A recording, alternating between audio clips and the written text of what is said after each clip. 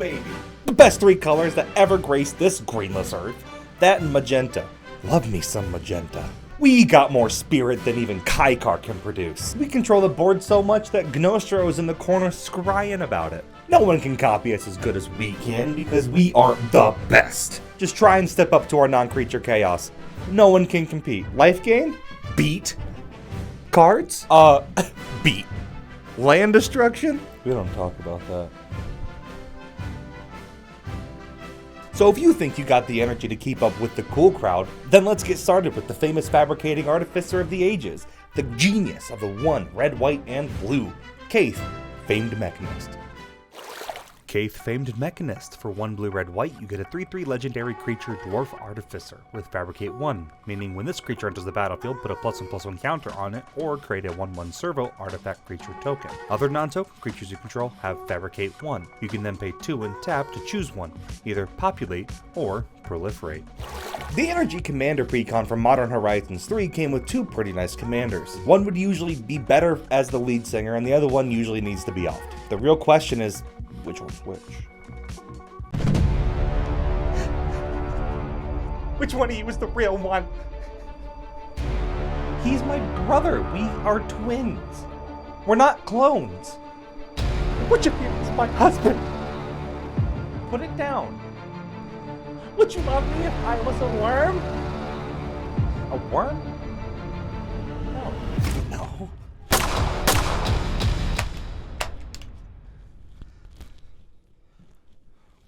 Now there are 2 main roads I thought of when I was trying to build this deck. One of those roads is Atraxa, add ketchup, hold the dead plants. I even tried the possibility of a Super Friends deck, which didn't feel like Super Friends, felt more like a washed up Planeswalker reunion tour. What ultimately worked in the end was a build focused on that Populate mechanic. Populate makes a copy of any creature token you control, and it doesn't target either. Most people would think that we would want to focus on that Fabricate mechanic and get a ton of really boring servo tokens. But while we could, it's much better to find ways to get more impactful creatures copied. Some of our non-token creatures, that is. So let's find ways to make some token copies to copy with Flame Shadow Conjuring. Flame Shadow Conjuring. For 3 and a red, you get an enchantment that says whenever a non-token creature enters the battlefield under your control, you may pay red. If you do, create a token that's a copy of that creature. That token gains haste. Exile it at the beginning of the next end step. All we need is an additional red, and then we immediately get to create another token copy. We just need 2 additional mana after that in order to have enough to copy that copy token. But Big Funny Ball Man, what about at the end of the turn? You'll have to exile every token you make because it says exile at the beginning of the next end step. And also, why didn't you build an Eldrazi deck, you coward? You can't silence the people like this. Anyway, to silence those people, when it comes to the things that I have picked, I've been very careful not to include those types of oopsies. This is probably a good time to explain why there's even a difference between the two, and the difference between like has and gains when it comes to copyable effects. 706.2. When copying an object, the copy acquires the copyable values of the original object's characteristics. And for whatever, you know what? To make this easy for most of us, I will give a watered down explanation that may not work in every case, but if you're playing with a rules layer, they can help you get it right. And you can let me know in the comments if I get something wrong. I know it wouldn't be the first time, so roast me to a good medium rare if I do. So the best way to describe the term copyable value is to say it is exactly what was printed. The only way to change it in general is when the first token is being created. So here when Saheeli makes a token copy, it'll also be an artifact in addition to its other types, and so will every copy after. A quick way to think about it is that a lot of the times it'll create a token copy with specific abilities, like Dollhouse of Horrors. It is created as a construct artifact in addition to its other types with that ability. Then after it's created, it gains haste. Thinking about it like this, if it's not created with it, it's not a copyable value. For the purposes of this deck, the only things that matter are usually just about haste. So here's the deal. There is nothing in the base deck that will say the tokens have haste. They will almost all say they gain haste. Yes, the copyable values would be better if it just let us have this one thing. It does, however, mean that when it says sacrifice this token at the beginning of the next end step, we don't have to do it for any of the additional tokens we created because nothing in here says that those tokens have that ability. It just is a delayed triggered ability for that one token that effect made. You win some, you lose some, I guess. But that aside, the ways we make tokens end up being quite good here. Felden, for example, lets us make a copy of stuff out of our grave. It gives us until end of turn to use Cayth to copy the token. Stolen Identity costs a bit, but if we cipher it onto an evasive or just flat out unblockable creature, we can usually get to copy whatever we want each combat. Keep in mind, you can also copy an opponent's creature. So if it's a better attacker, we can just use their creature and then cipher onto it because, cipher doesn't target. Flamebrush Rider regrettably requires you to send both the original and the created token in, but Cayth can be activated at instant speed, so we just need to make sure that we have 2 additional mana, then it won't even matter. Each of these find interesting ways to repeatedly make tokens. There are a good number of other ways in this deck to do it just as a one-time effect, but this deck really shines because if an opponent gets a really cool creature, we can usually find an effect to copy one of those and not only get 1 for ourselves, but then populate it for 2, then 3, then 4, and 5, all before the end of our turn, thanks to our friend, Kelpie Guide. Kelpie Guide. For 2 and a blue, you get a 2/2 creature beast that says tap, untap another target permanent you control. You can also tap to tap target permanent, activate only if you control 8 or more lands. You see, the best way to get the most out of our commander deck is by untapping Cayth as much as possible. We just need 1 token copy of Kelpie Guide, and then we can keep doubling the number of Kelpie Guides that we have, mana allowing. Not to mention that if we have some haste granters like Nahiri's Resolve, then we can immediately tap the tokens we make to go on for a super wide board really quickly. And since most of these tappers untap any permanent, this can also be used to ramp an insane amount. Meaning, if we get a good handful of untappers and get the main untapper like Tidal Force or White Plume Adventurer, they'll untap 1 creature each upkeep, and then if we make a token copy of them, there'll be more. And White Plume Adventurer gets particularly nasty because these tokens can each enter and get you to venture into the Undercity. And once you complete the Undercity, instead of you just getting to untap 1 creature, that's all of them. And remember, the creatures we're untapping can untap any permanent, so they can untap lands. So this kind of value is seriously criminal.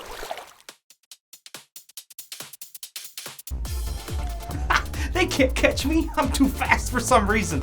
I just stole some shirts from Power Budget's merch shop. I got them for 20% off, backing Power, and the player removal shirt. I can't believe that they would just let me steal it like that. You better scope that place out too, because you can get your own signature series anything for right now. Looks like they're about to put some of these designs in the Disney Vault soon. You better get there before it goes away. Not to mention all the people I gotta thank for helping me pull this heist off. Like A-Train, Angela and Chris Ryder, Call Me Zach, the higher powers that get shoutouts for their tier. They're not gonna be able to catch me. They're too far behind. Freeze, dirtbag! You're busted! I would say that you should make as many tokens of anything that can make it easier to ramp or untap as possible. These are going to be the best way to just absolutely blast our opponents out of the water when we finally do what we were gonna do in the first place. Win with a bunch of token copies of creatures. But what creatures are the powerhouses of today's deck? What kind of things can we get help from that really throw this to the next level of power? Well, we can use things like Ultramarines Honor Guard. Ultramarines Honor Guard. For 3 and a white, you get a 2/2 creature Astartes Warrior with Squad 2.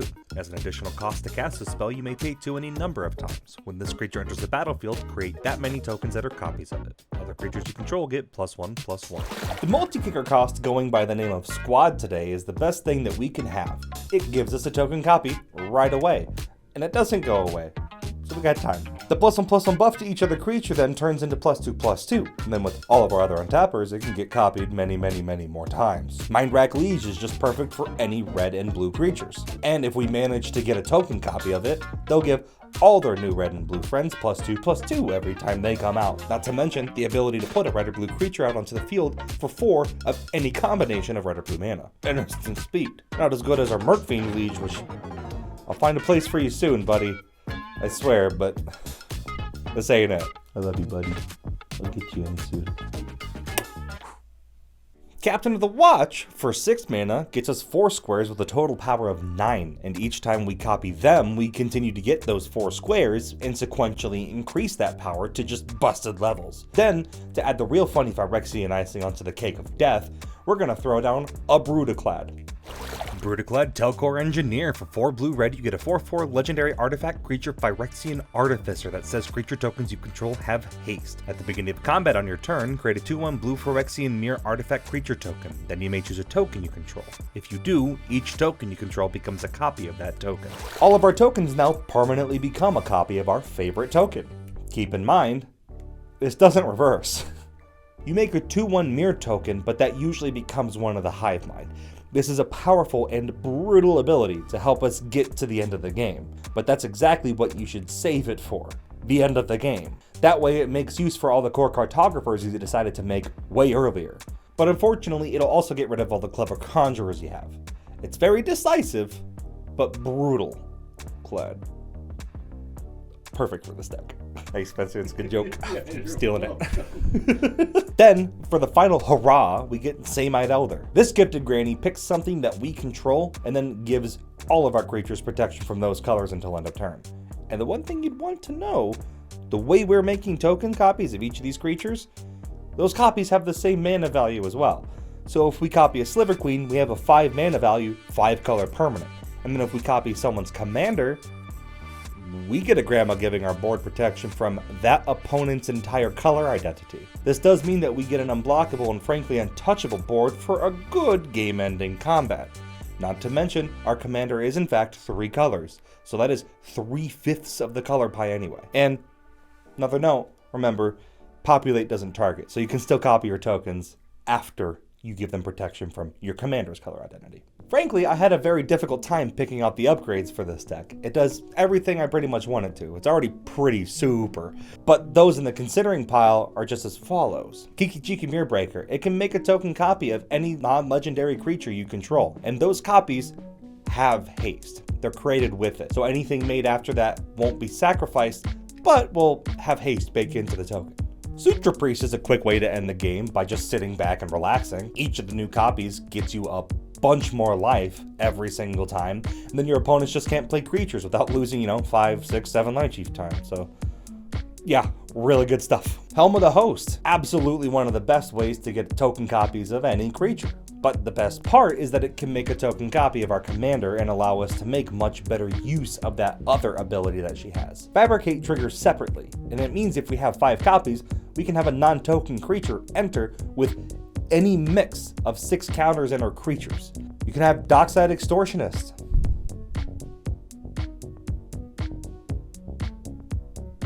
Lightning Greaves gives us protection from our commander and any creature we can't really just have dying. But the real way to use it is to run it along the little choo-choo train that we make of tokens so that we can grant haste to all of the new friends we make.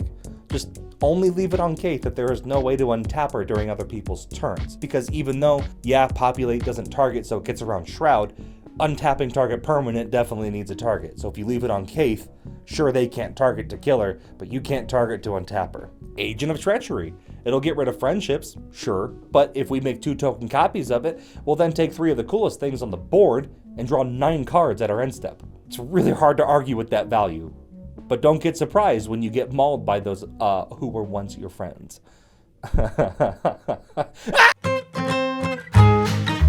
Cayth Fey Necronist can get you some really good and really fun games in, and it's pretty strong in its own right, but it's definitely not one of the strongest decks I built. That would go to something like Mazzy, True Sword Paladin. I'd check her out if you want to get to a game that can really take control of the board pretty easily.